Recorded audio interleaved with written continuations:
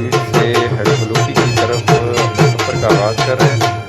और हमारे साथ इमरान साहब, लाला शौकत और साथ में हमारे साथ जो है लाला गुलजार, जो कि बहुत मूड में हैं, बहुत खुश हैं और झूम रहे हैं खुशी से।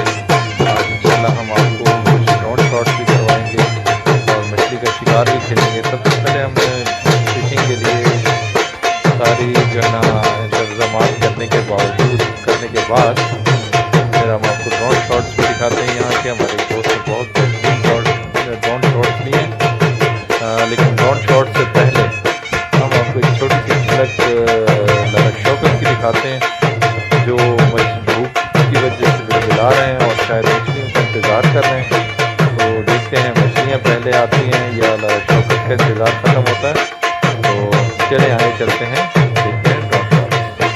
हमारे साथ रहिए, चैनल को लाइक करें, सब्सक्राइब करें, हमारी वीडियो पसंद आए तो दोस्तों के साथ शेयर करें।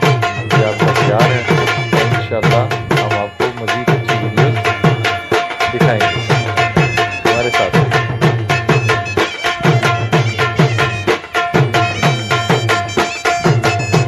लाला शौकत मछली के इंतज़ार में ये कब लगती है।